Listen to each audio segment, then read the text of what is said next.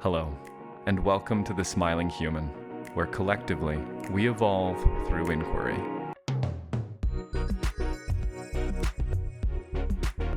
Hello, everyone, and welcome to this episode of the Smiling Human podcast. My name is Oak Mountain, and I'm your host. Today I'm speaking with Deus Fortier. Deus is a deeply curious and passionate multidisciplinary practitioner whose blended and broad approach to transformational facilitation was birthed from a desire to honor the vast nuances and complexities of the human experience. He employs many complementary modalities in his work, including somatic therapeutics, esoteric mysticism, entheogens, embodied eroticism, ritual, and more. With over a decade of immersive study and professional practice, Deus guides and supports others through a creative and emergent facilitation style. His work can be understood as a living collaboration with the people he serves and the secret intelligence that animates all life. Our conversation today explores Eros, the lover archetype, and the means by which men might come to reconcile the polarity of wholeness and differentiation. I hope you enjoy. Excellent, brother. Very excited for this conversation. Thank you so much for being here.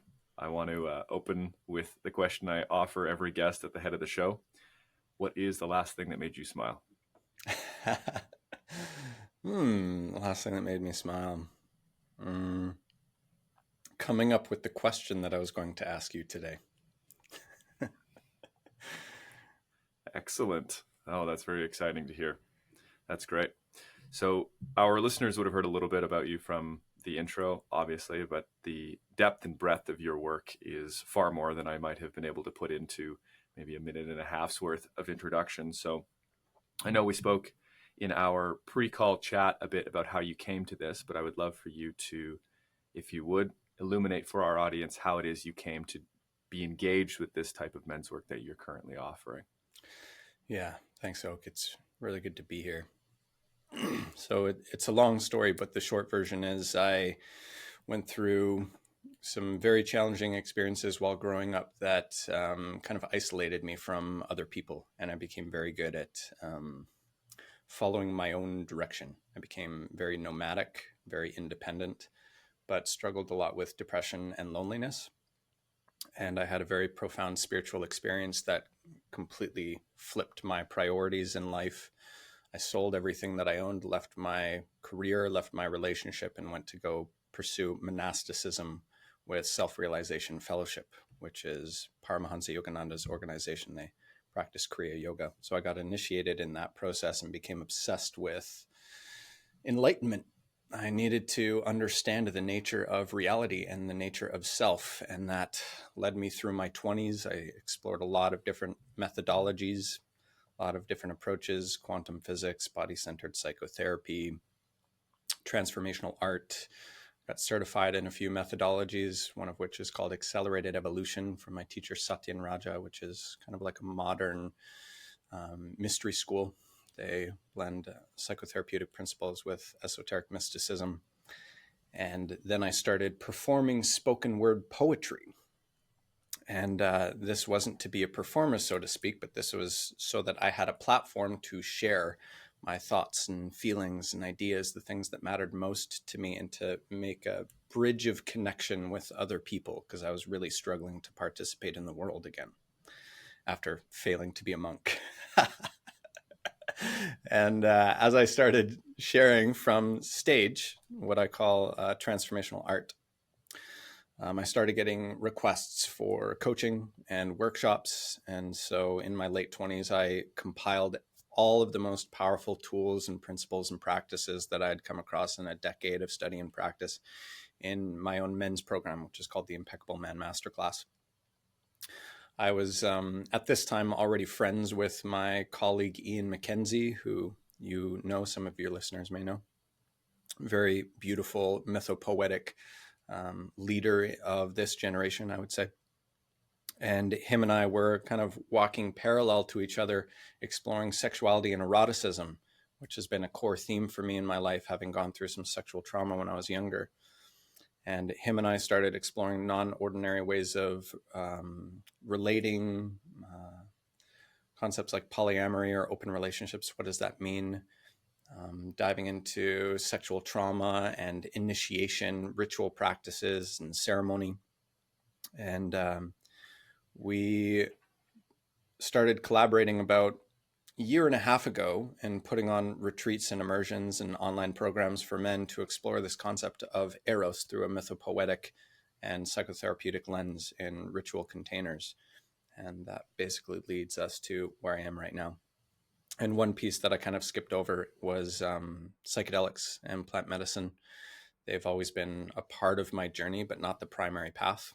But when I got into a relationship with my partner, her name is Aga, this beautiful, wonderful woman, about 7.5 years ago, we started co-facilitating psychedelic journeys together. So my approach to this kind of work is a really unique synthesis of many different styles and frameworks and modalities. And that's my preference, actually, because I find a singular adherence to a particular frame or model to be far too limiting when we are coming up against the multifaceted, nuanced, complex experience of what it means to be a human. So I love having a lot of different potential avenues to approach and to explore this wild experience of existing.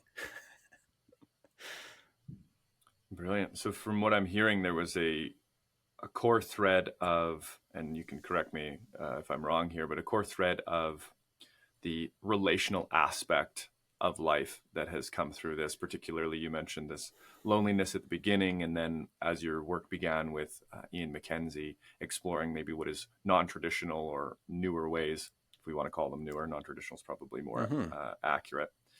And in this sense, I get a picture that alongside this relational aspect, as well as this synthesis or this broad, almost meta aspect of disciplinary blending, is almost this reaching towards or this striving towards a sense of wholeness.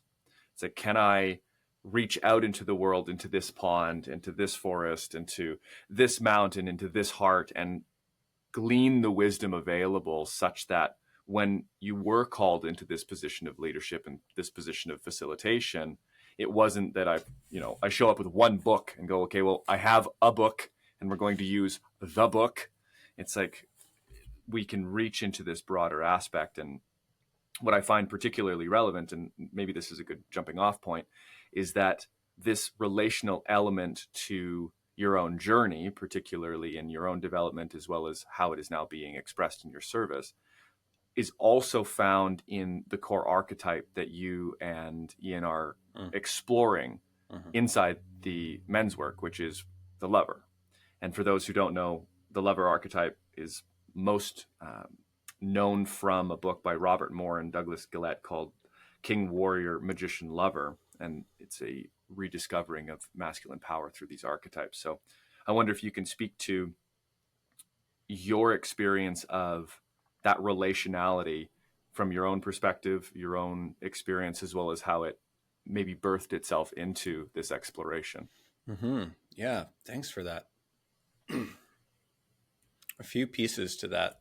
The first is it took quite a long time for me to reconcile that the relational path is one that I was actively engaging with, because a lot of the Kriya yoga practices, deep meditation, pranayama practices, they're very interiorized.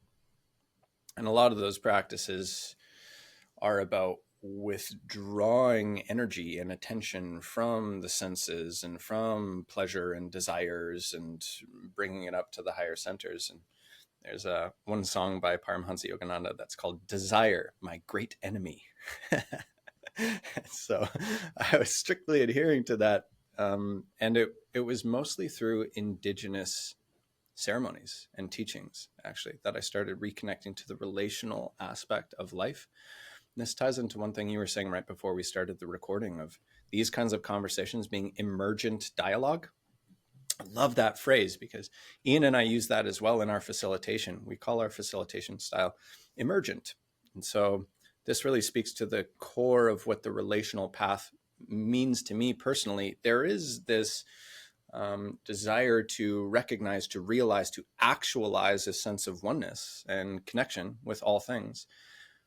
But that's only possible if we also recognize and honor the differentiation. between us. That's what makes relationship possible.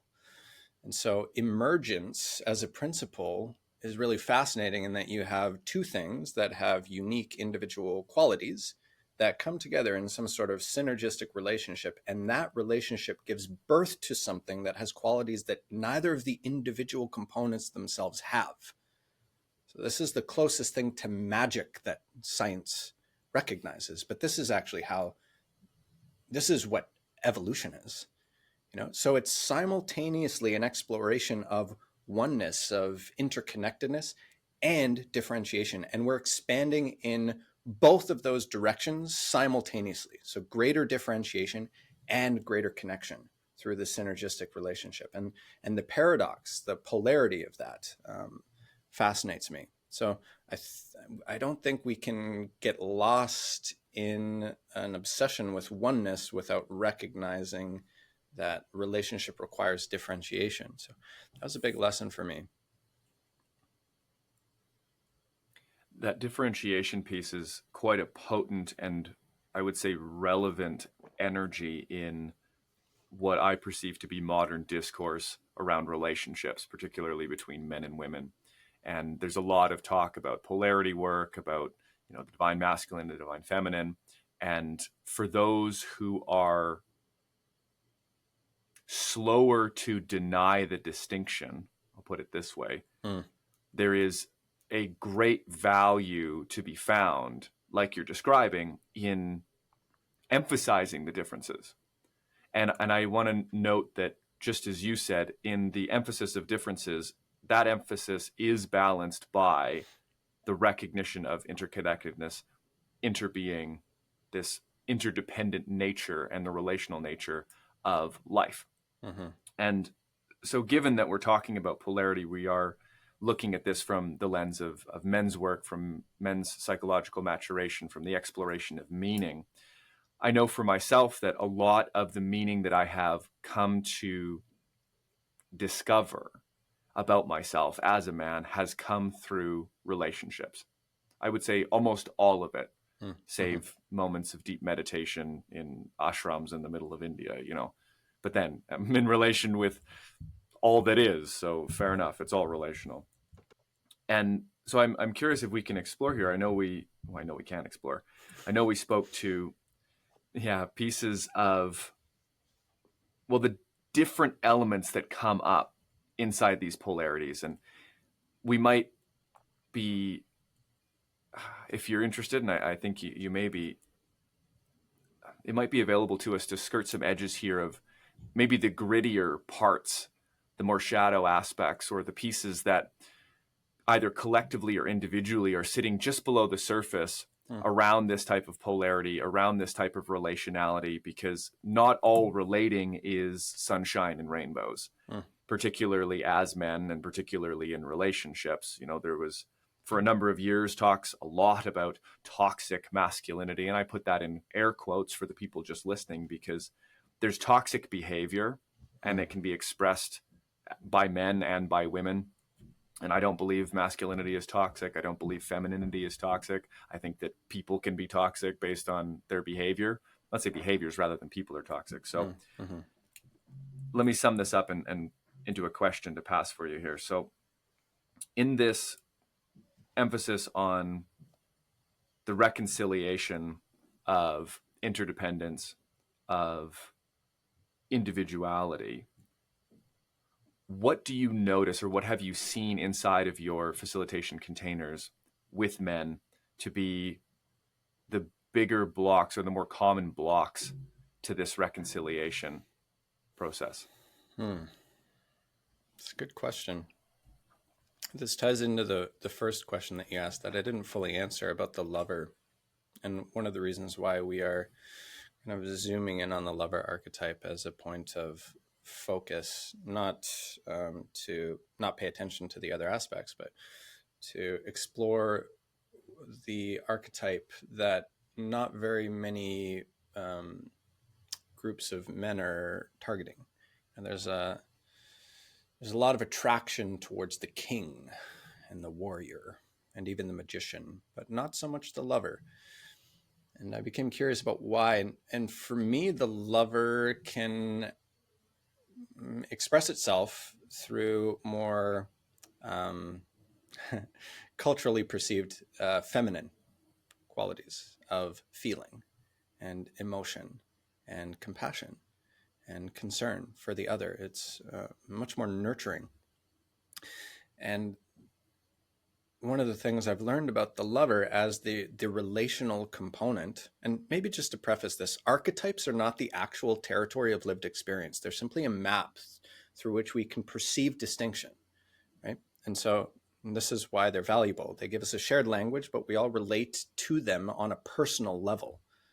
So we're all occupying the same territory while also maintaining our own individual relationship with those forces, those energies as they exist inside of us and outside of us. So the lover archetype is the relational component of recognizing consequence on other and perceiving and experiencing other as an aspect of self. And so through that lens, the lover archetype is the one that allows the other archetypal forces to mature into their fullest, most harmonious expression, because in the absence of the lover, the other archetypes have no recognition of relational consequence, and they become self-serving. And so you have the shadow expressions of the king, of the tyrant, or the weakling that can show up. But the lover also has shadow expressions, or immature expressions, I should say, of the impotent lover or the addictive lover. So tying this into the question of the blocks or the barriers that most men are experiencing, I think more often than not, the vast majority of the time, it has to do with revealing their feelings, honestly expressing their feelings. And oftentimes why that's being contained is because they fear that if how they feel is revealed, they will be emasculated, or their value or worth as a man will be diminished because they're not supposed to be emotional. So this is the main challenge that most men are facing. And there's two kind of levels to this that I've experienced. The first is allowing themselves to feel. First of all, we've built so much armoring and numbing around these feelings for decades often. But then the second component is allowing those feelings to be expressed, to be revealed into the space. And this ties into not just archetypal work, because this is where you go into embodiment and expression, but this is also deeply connected to basically all forms of psychotherapeutic processing, which, especially with the body-centered approaches, which are more trauma-informed approaches, which have really only emerged over the last few decades, they recognize inherently that our feelings, our physical sensations are intelligent. They're not random. And they're even conscious, so to speak, in that you can deliberately engage with them. You can have conversations with them. You can relinquish control over to them. And they are seeking to accomplish something that is actually in service to the system, whether or not our mind understands it. So if we can get the direct experience of this internally, which is to open up to the feelings and to allow them to express themselves, that intelligence is revealed. Through that process, you have the direct experience of the relational aspect of life, that nothing exists in a vacuum. We are in a relationship with our body. We are in a relationship with our emotions. And through that, we build bridges of connection and relationship with other. In the absence of that, in the absence of honest feeling and honest expression, how can we possibly have honest relationships? They're built off of a facade, and this is the space that most men are living in, which is why they're depressed and lonely and don't feel satisfied, regardless of the accomplishments that they have in life. So tracing that down into the lover to open the heart again, to resensitize and to allow honest and vulnerable sharing, so real intimate connection is possible, is really at the heart of the work that we're doing. Profound, brother. I noticed a really resonant word that arises for me in listening to you that I didn't hear you say, and that's the word authenticity. That there is a deep fear, and you said the fear of emasculation and the fear of a loss in some sense of worthiness or value as a man. And I want to put a pin in that because that's a really important piece to return to.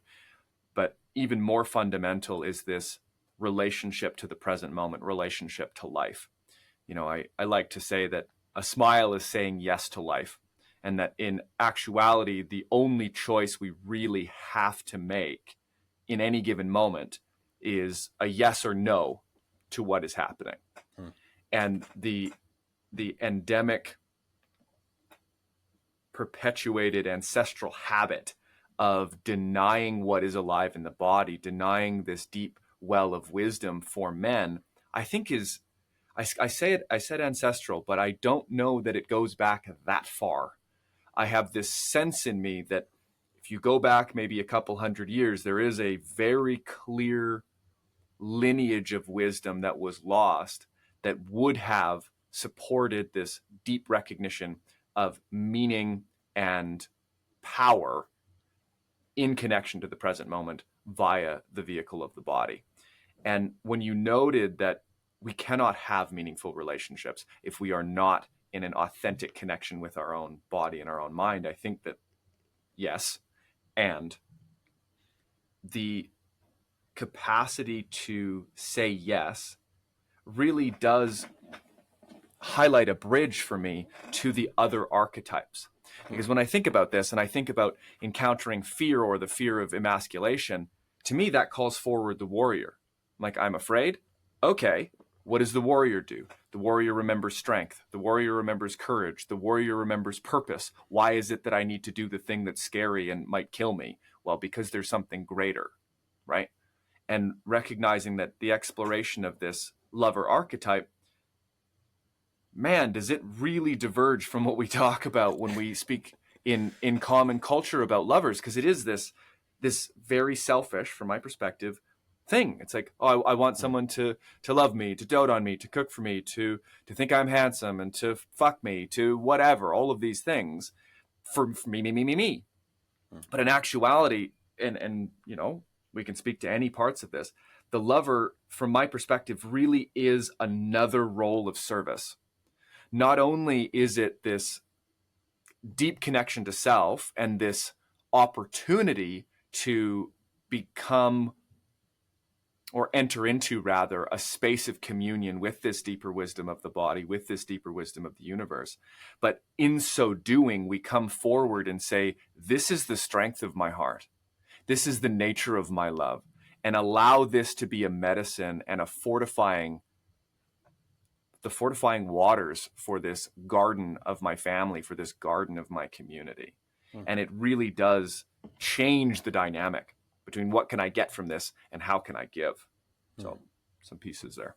I have a question for you, actually, because Yeah, I love the way that you're articulating all of this. And I resonate with the aspect of the lover being reciprocal in nature. There's a quality of reciprocity. As soon as there's a recognition of relationship, you're going into some sort of reciprocal exchange of giving and receiving, and both are necessary for a relationship to occur. So I'd be curious to hear how you would define intimacy. What does intimacy mean? I guess it depends on the lens that we're looking through. Given that we're speaking about the lover, we're speaking about relationship, I would qualify intimacy as, that's a really good question. The first thing that comes to mind is the sharing of vulnerability and the courageous act of being known and the compassionate act of knowing. I think those three really are maybe like a triad that comes around, because genuine intimacy is not transactional. It is reciprocal, and it is both a risk in the sense that it requires vulnerability, and also a great gift, because when we are practicing in intimacy, it's not just that you're intimate with me or I'm intimate with you. It is a mutual act. There's no single actor in intimacy, right? It's almost as though we're acting as a new one in union. And thus that unified aspect that underlies intimacy is the indicator or the foundation of an innate reciprocity that you're speaking to, if that makes sense. It's like dancing. It's like, you know, if you're really dancing with someone, you're not dancing with someone. You two dance. And there is this, right? It's like, you know, you go to see a guy at a club and he's dancing at someone or on someone. It's like, yeah, okay. Not a great thing. That's not dancing. Yeah, nobody wants that. You're doing something. Nobody wants that. It's not great. But when you're really engaged in a dance or a flow or even in dialogue, like what we're doing right now, this is us working towards mutual understanding.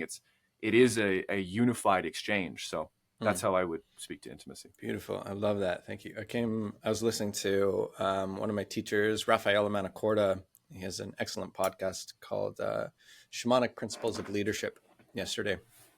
And he was speaking about power, but at one point he's speaking about love. And just kind of off the cuff, he says, love is the desire to understand something intimately. And it's the moving towards that, to understand something intimately. And what is intimacy? It's a really interesting question, because even as you're describing like dancing or this conversation and the reciprocal nature of the exchange, that there's the me, there's the you, but then there's something between us that is also alive, that neither of us is controlling, and yet we're participating in that. That's one of the mysterious qualities of emergence for me. And this is probably the thing that I'm most fascinated by, is that there is a living intelligence that is yearning to flow through relational encounters, and that we get to participate in that. And it actually unfolds with greater ease if we don't control it, but we still lean towards it. And to me, that's an expression of love. So if you just take that as a principle and you apply it in every direction, and you're applying that towards the feelings and the emotions that are uncomfortable or that you've avoided, or things like conflict in a partnership, if you can actually lean towards that and it leads to some kind of repair, that actually deepens your connection and your intimacy and your trust. So it's like this concept of intimacy and even love. It's not bound to a singular expression or quality of experience. It's all pervasive. It's permeating all things. You know, it's tied to our connection with the trees and the earth and the sky and the sun and each other, dialogue, physical sensations. It's interwoven with the very fabric of reality, and then it shifts and changes its expression based on the intelligent needs of the moment. And one of the reasons why this fascinates me so much is because I launched myself into an obsession with spirituality. I wanted to understand the universe and the nature of reality. And after this really long road, it led me inside of my body. I was trying to go everywhere else and found some amazing things, but eventually it brought me into my body, and I discovered everything that I was looking for on the macrocosmic scale inside. And having the lived experience of that intelligence moving through all of the relational encounters, all of the feelings, all of the expressions, it's like this huge weight off the shoulders to know that I am not what is holding up the quality of experience. All I have to do is listen and respond with a willingness. And that's speaking to your definition of intimacy. And in that definition, all of life is an intimate experience. And Sabina Lichtenfeld from Tamara would say, all of life is an erotic encounter. Because then we go into, okay, how does intimacy relate to eros or eroticism and sexuality? You know, that is why we kind of combine the exploration of the lover archetype, which is what we've been exploring, and eros. You know, what is this force that is drawing things into intimate connection? Why is it doing that? And how does it do that? Through all the layers of our being and our life. There's a really potent piece in recognizing that this living intelligence that you mentioned as flowing through all encounters and having this sort of yearning to be met. There's this magnetism towards this living intelligence. I would speak to this in saying that that is an expression of the real or the true. And that when we are looking to develop relationships or intimacy, that is, at least in some aspects, a very powerful North Star. That if one is oriented in their own life towards that truth, particularly as a man, what is the truth of my being in this moment? What is the truth of this moment in my being? All other aspects of experience will almost snap into place, because there is actually, this is something that Dolphin Casper said to me. I interviewed him a few episodes ago. He said, how can I orient to the point of deepest wisdom in any interaction? Maybe that's in you, maybe that's in me, maybe that's somewhere in between us, but consistently finding our orientation to this place of deepest wisdom, I think, is no different than an orientation and a commitment to truth, connecting to it, discovering it, expressing truthfully and authentically. And as it relates to Eros, this is the really interesting piece, because there is a unified element to the articulation that we're exploring here, to say that, okay, I went to India and Nepal, and I went all the way around the world through Indonesia and all these different places, and talked to the gurus and got the beads and did the rituals and drank the ayahuasca. And eventually I ended up exactly where I was, paying attention inside, rather than all of these different techniques. And what this says to me in terms of universality is that it, hard air quotes, that juicy golden nectar that we seek as students, as learners, as adepts or monks or whatever, is here, and it's every here. So there is a non-distinction, a universality to that well. It is always here now. And bringing it back to Eros, now we have to explore that edge that you brought up earlier in the conversation around the balance between the interdependentness, or this wholeness, and differentiation. Because when I am connected to my own body, when I'm grounded and I am alone in meditation, say, that is a very different experience than if I am present with a female lover. Everything is different about that. That human in front of me is different. There's, they smell different. They look different. Everything is changed. My body is changed. The air between us is changed because of this very clear distinction. There's not to get too off track, but there's a comedian who said, the thing I love most about women is that they're not men.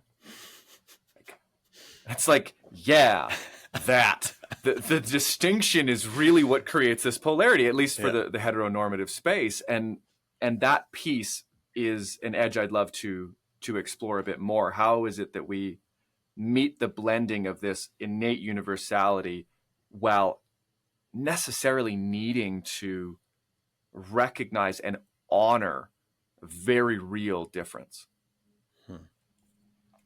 Wow, that's a big question.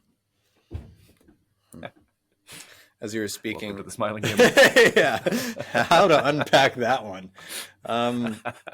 What shows up for me as you were talking is my relationship with my partner Aga. And it feels like we've been together for 7.5 years now, almost 8 years. And I think one of the most valuable insights, reminders, revelations that I'm continuously having in a relationship with her is that she lives in a completely different reality than I do. Like, she perceives things completely differently. She has different definitions for words. She has different feeling responses. She has a completely different background and history and compensations and qualities that she's developed than me. And there's so many issues that can arise if I assume that she is the same as me in any way. Now, that being said, the ways that we are similar or connected or resonate naturally emerge without me necessarily seeking them out. But if I assume that she is completely different and I'm curious about that, if I really want to understand how she perceives and experiences things, that completely changes my orientation towards her, which then creates the opportunity for real connection and intimacy. And through that, we are connected. And somehow by being in that resonant frequency with each other, which is like being in a bubble, it's like being in a field, that just being in that space together reveals how we are the same. But I think rather than trying to actively pursue the ways that we are the same, that creates a lot of distortion and friction and misunderstanding. So I think it's mostly for me about the internal orientation towards the other, of assuming that I do not understand. And if I operate from that assumption with genuine curiosity, it opens me up to receive new information. And that's the emergent quality, And through that, I am compelled into connection and contact, and I get the direct experience of oneness. I don't need to actively pursue it or seek it out or even think about it. I get the direct experience of it by actually approaching others as unique expressions of something that I don't fully comprehend. And somewhere in the middle there is, the mystery of what you're speaking to for me. I think one of the things that I'm seeing anyway in our current culture is almost like this militant and even violent assertion that individuality is everything. But what ends up happening is people start claiming an identity with a level of ferocity and like solidifying a certain state of being, and then trying to enforce that perception of them onto the external world. And not just the perception, but the adherence to that. And so in claiming the individual identity that they are with so much certainty and rigidity, and then trying to impose that upon the external world, that destroys the possibility for intimate contact, because there's no curiosity there. There's no openness there.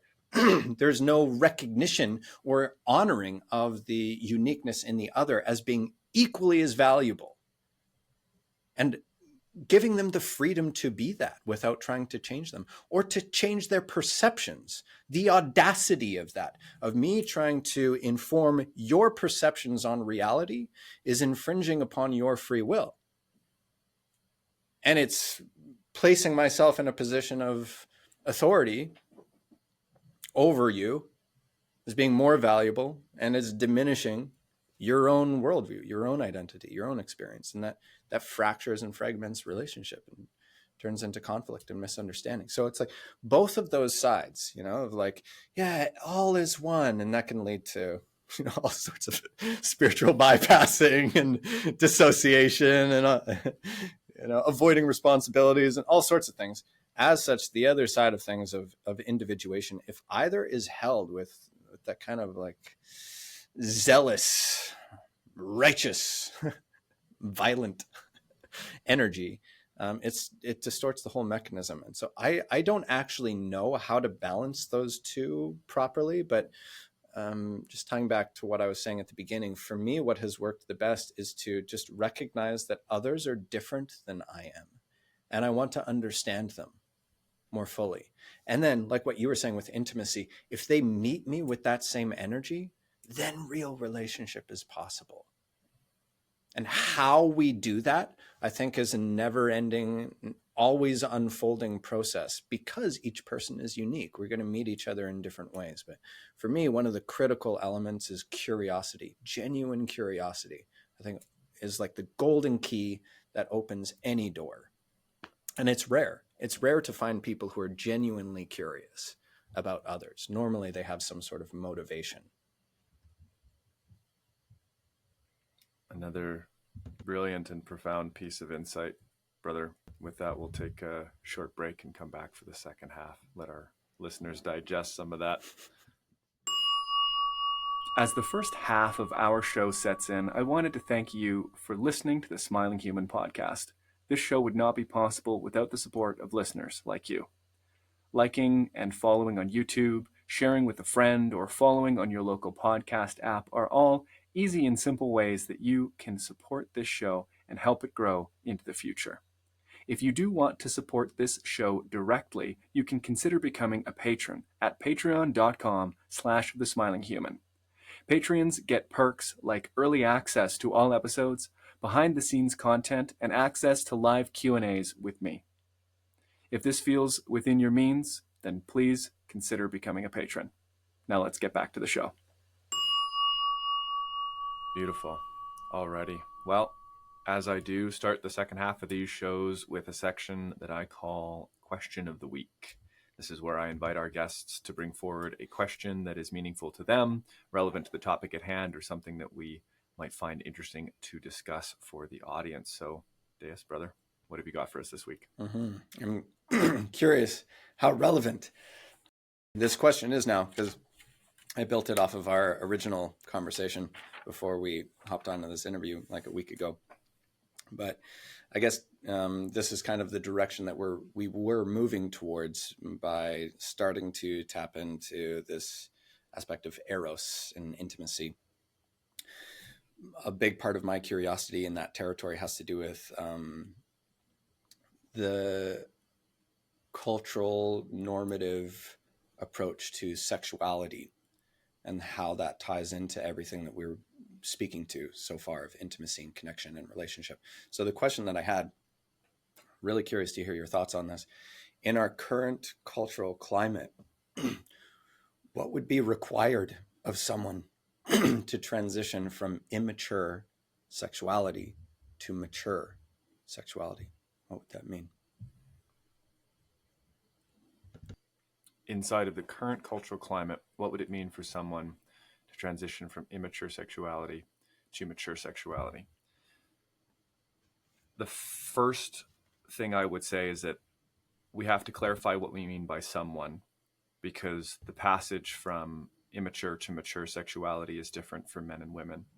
The rites of passage are different. The bodily activation is different in the sense that, and I talked about this actually with Michael Bates, that the transition into womanhood is brought to the woman through their menses. It's like, now you're beginning your womanhood, whereas in us as men, we do not have this, and our rites of initiation and maturation need to come through a society of brothers and a society of men. So I would, given that I have more experience living as a man and zero experience living as a woman, I would answer it from that lens to say, what would it take for a man to move from immature sexuality to mature sexuality in this current climate? Mm-hmm. The first thing that comes to my mind is other healthy male relationships. That's the very first thing, because in order to mature, we have to, in some sense, be in an environment that cultivates the qualities of the mature masculine. And this is done through transmission. It's done through modeling. It's done through mentorship. It's done through ritual. And so that's the very first thing that is required, is a community around a man, or a boy, I guess, if we're saying from immature to mature, because there's still boy aspects of the psychology, to be brought across the threshold from boy to manhood. That community is necessary. Can I ask you inside something of this within that before Sure. you carry on? How would you define mature masculinity? Yeah. How long you got? So, great question. How I define it, and this is not the definition, and I already recognize that there's a lack to this because it's something that I explore on the daily. The claiming of one's nature as all of these different archetypes, but as man, right?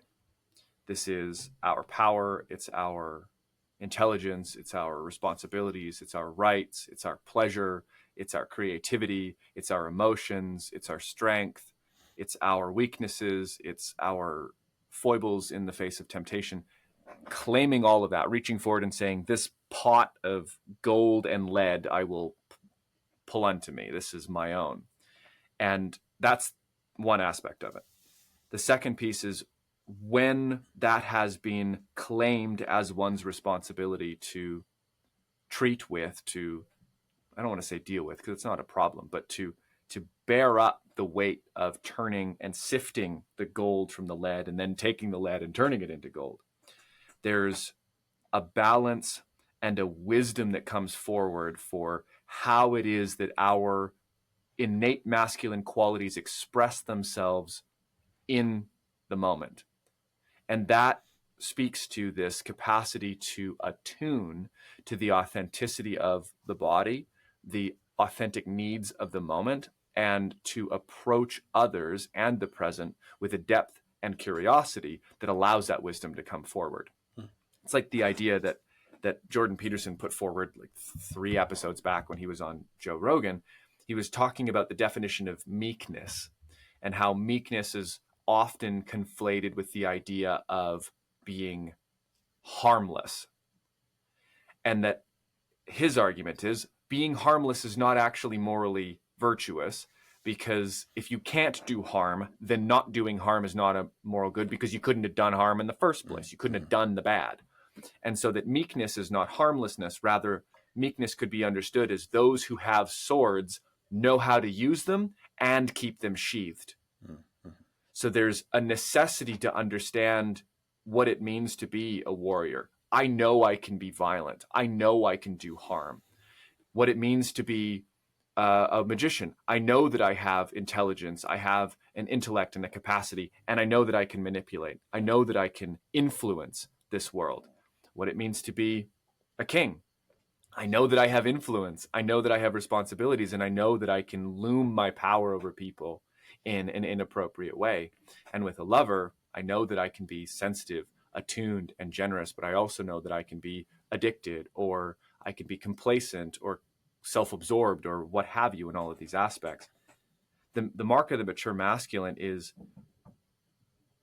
from my perspective, having traversed the territory of all of these different aspects of self, all of these different aspects of masculinity, and touched them all, known them intimately, such that that intimacy allows for the genuine wisdom to be in the driver's seat. I'm not going to be taken over by the shadow. I'm not going to be taken over by temptation. I know temptation. Hello, temptation.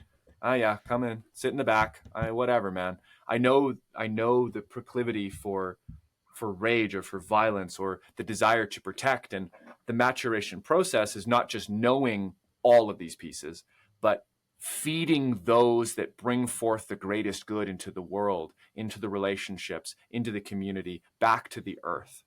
Right? It's really stepping into what it means to be a man, what it means to be human.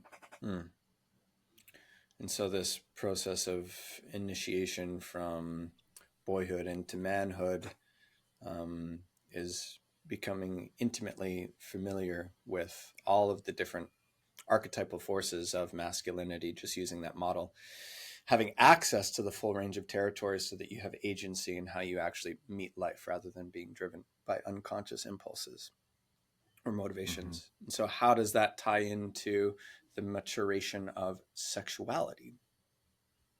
Mm-hmm. At present, our culture is informing male sexuality in a number of deeply poisonous and deleterious ways. And so, given that the question was in our current cultural climate, I would say extricating, or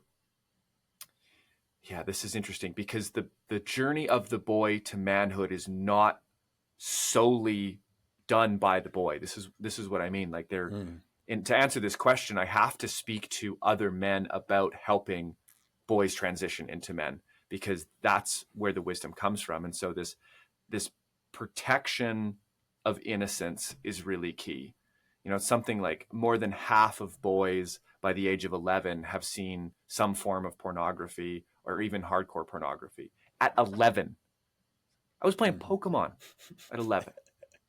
Red or blue? Like, this is insane. Red. I was a blue guy. That was my first. Yeah, right. No, it's great. I got them all. Don't get me wrong. But and so the protection of innocence is key. Recognizing that the transition cannot be one that the society pulls out with poisoned claws and saying, look at all of this distorted, darkened, and false nature of what it means to have sex, what it means to be a sexual being. And so first off, protecting that is key. Extricating the boy from any sort of influence in that sense is very, very key. And then exposing through ritual, through the relationships of brothers, uncles, parents, who hopefully are in some sense on this path of maturation, exposing them to ideas, conversations, practices, books, rituals that open the door to an exploration that is guided at the pace of the boy, of their own sexual development. It's like so many of these boys are being hypersexualized at such a young age, either through exposure to pornography or traumatic experiences and what have you. And the fullness of the mature masculine sexual essence is being nipped at the bud, really, because there is no pathway for the boy to become a man at the pace that nature would intend. And so I think recognizing that that is the natural, not natural, that is the current and real state of our cultural environment, that we as brothers, as fathers, as uncles can look at the trajectory that these young boys are going on and say, okay, how can I protect?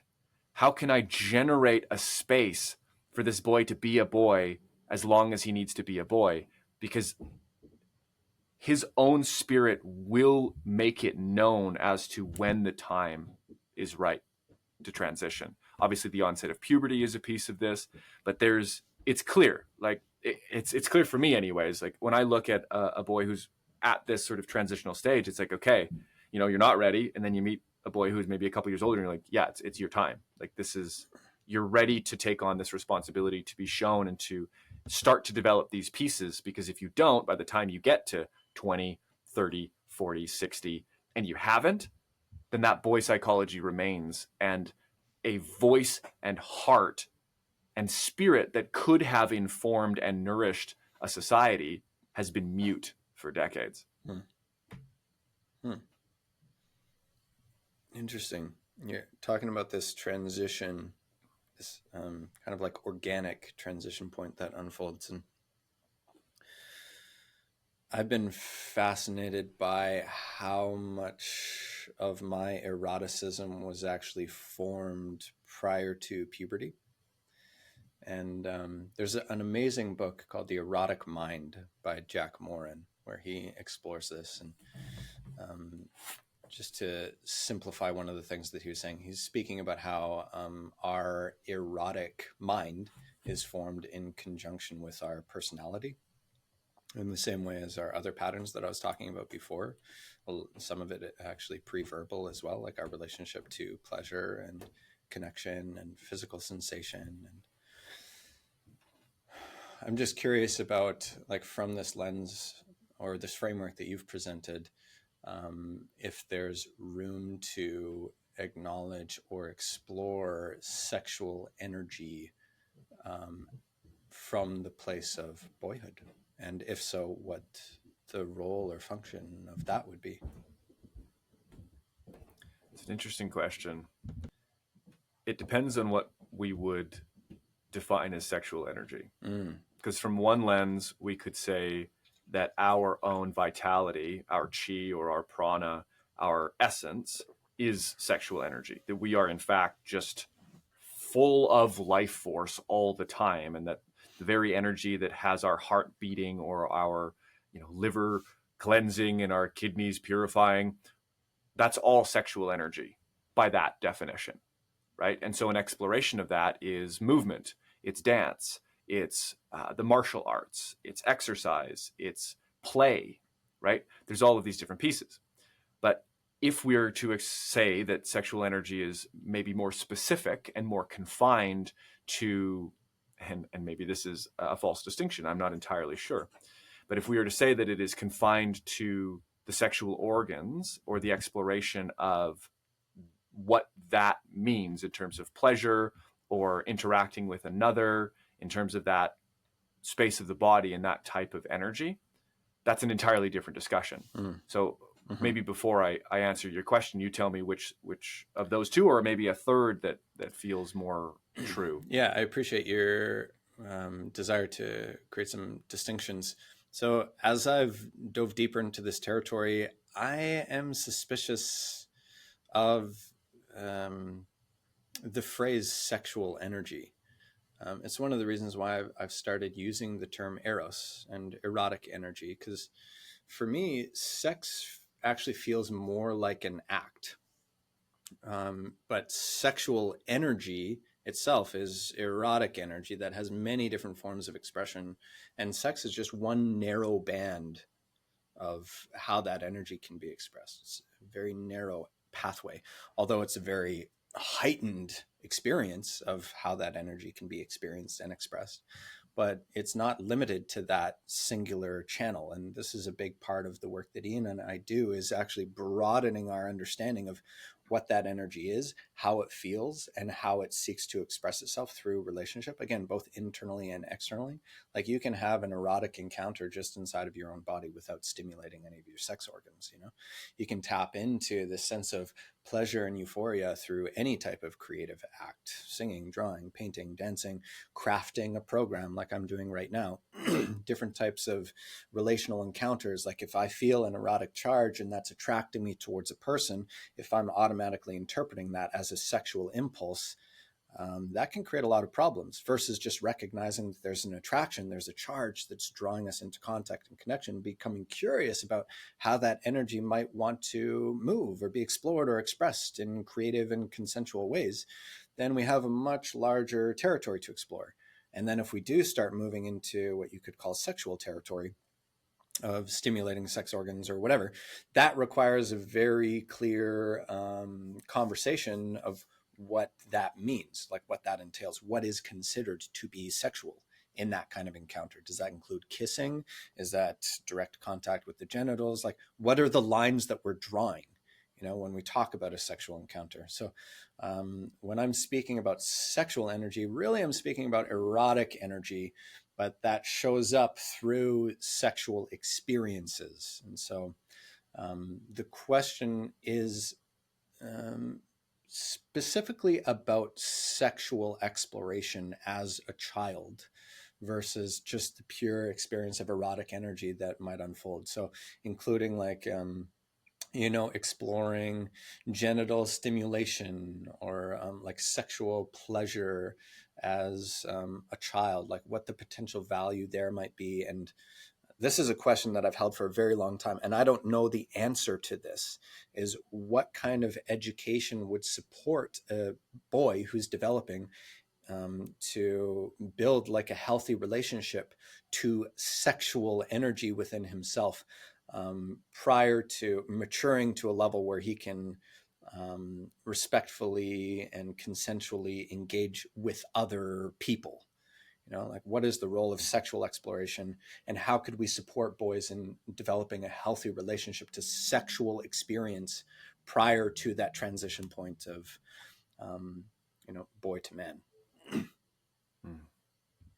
I think the answer to your question might be found in some of the pieces of wisdom you've offered in this conversation already, which is, I would address that with a responsiveness to the moment, because it's not every boy is going to be exploring their bodies before puberty. Some will, some won't, right? Maybe most will, but as a parent or caregiver or guardian who's looking to foster this healthy development of a healthy relationship, the development of a healthy relationship inside the boy to his own sexual energy, it has to be informed by what is present. I don't think that it is a good idea to introduce anything that is not being called for or not relevant based on what the boy is going through. Like, I can imagine a scenario. No, okay, let's put ourselves on one side of the spectrum and say, you've got the complete repressive abstinence only, boners are a sin kind of vibe, which is heinous and repressive. And we needn't, encourage that kind of perspective. Go to the other side and you're talking to kindergartners about different sex acts and how they can explore their body. And it's like, nope, that is edging on pedophilia and sexual abuse, in my opinion. And so I think it would be wisest if we are guided by the wisdom of nature, and the wisdom of nature will express itself through the child's body. And that is to say that if the child is exploring or, is maybe obsessed with their genitals at 5 or 6 years old, it's like, okay, that's okay. You can explore your body. Here's where we explore our body. We do it in the bathroom or we do it in the bedroom. We don't do it when people are over, and you wash your hands afterwards. Great. Simple.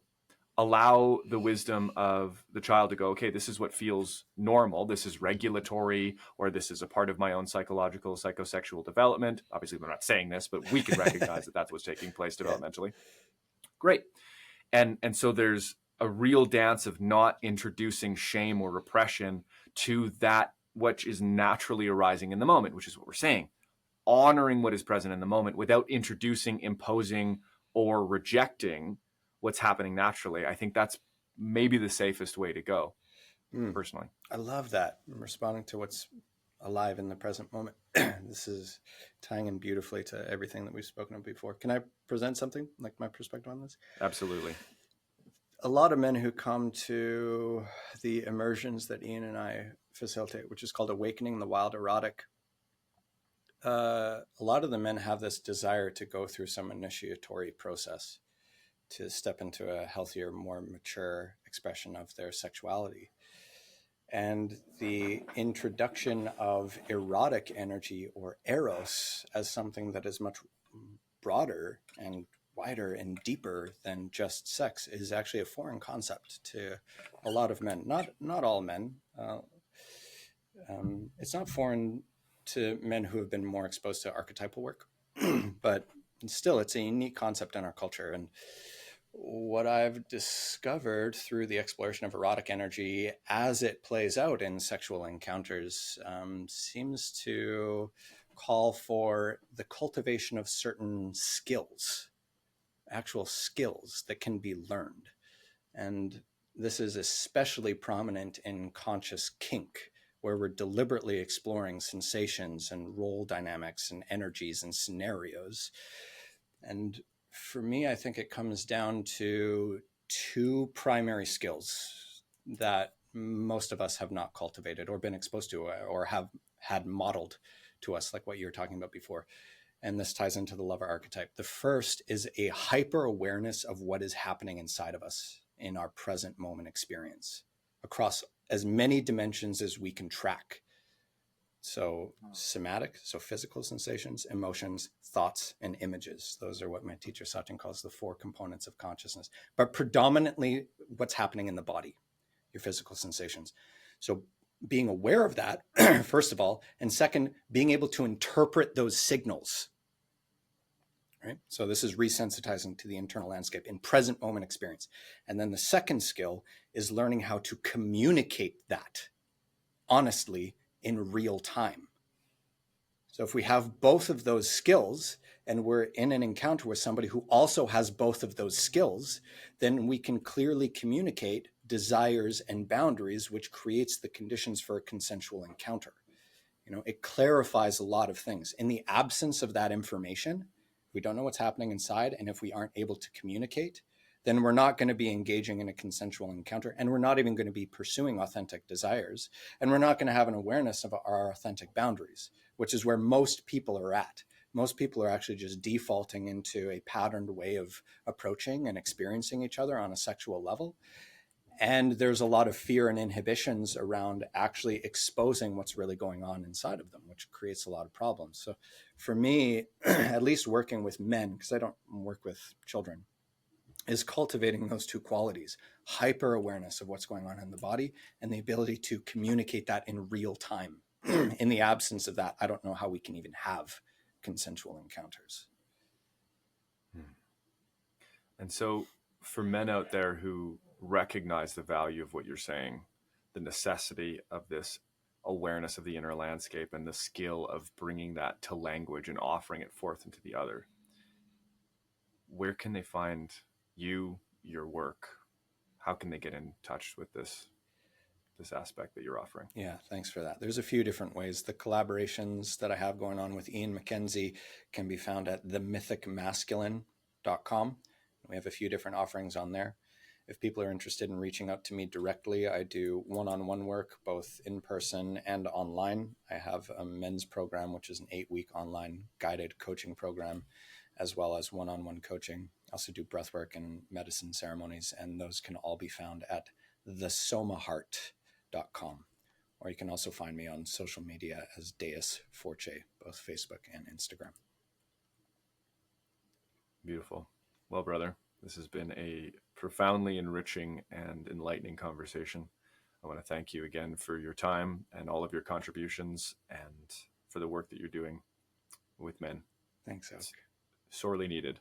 Yeah, thank you. It's been a pleasure to be here with you. Thanks for listening to this episode of the Smiling Human podcast. If you enjoyed it, please consider liking and subscribing on YouTube or giving a follow on your local podcast app. I know I said it in the mid-roll, but I'll say it again. If you'd like to support this show directly, you can do so at patreon.com/thesmilinghuman. You'll gain access to perks like early access to episodes, behind-the-scenes content, as well as access to live Q&As. Also, I've just produced an insight journal and I want to give it to you for free. You can find access to this month-long personal development journal in the link below. This is in the show notes or in the YouTube description. Also, if you feel inspired by the sharing that has taken place in conversations like this and you want to work with me directly, you can find a link to a free call below. Thanks so much for listening. We'll see you again.